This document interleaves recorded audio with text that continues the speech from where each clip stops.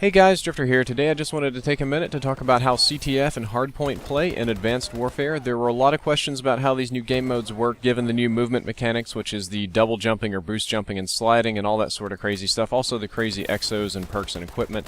What you're seeing right now is CTF. I'm playing against Ali A, Vicstar, and Bryce Tacular, so I'm playing my heart out here. CTF is slightly different, or at least the rule set that I played was a little bit different. We played round-based CTF, total rounds won instead of total score, but we do have custom matches, so you can kind of set your own options if you prefer to play total caps. It plays similarly to how it did before the rules, how you cap flags, grab, run, etc. You still die pretty quickly. The difference is it plays more like a Quake or an Unreal CTF, those sort of things. It's easier to get to the flag by yourself, it's easier to steal it. It's easier to be a solo hero in CTF than it was before. Also maybe because the group was somewhat disorganized, but CTF, as opposed to Hardpoint, was always a game type where you could slay really hard, grab the flag, and slay your way back. That's true in this, except there's a little bit less slaying and a little bit more parkour going on. I still feel that it plays fairly. It's not broken, weird, or screwed up anything, but I think you're going to see some higher scoring CTF gameplays, like, you know, the other ones you'd win in maps like 2-1, 3-4, something like that, or that would be a loss. But this one I think you're going to see more like 6 and 7 cap games, but it's still fun, it still plays right, and it's not broken or anything.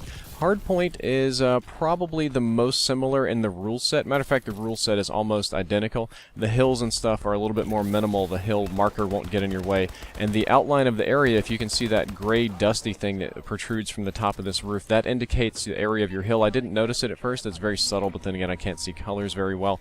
Hardpoint plays almost exactly the same, except it's somewhat easier for you to break a hardpoint lock. Previously, when the other team would lock it down, it was very, very hard to get in and kind of break that lock. However, with the new movement mechanics, it's easier to kind of sneak around, dash up, and get in there. That doesn't mean you're going to live very long, but that does mean you can jump in there and kill a few people easier. It kind of gives a slightly more advantage, or it tilts the scales a little bit more toward the attackers, because Black Ops 2 was very difficult when you got locked down.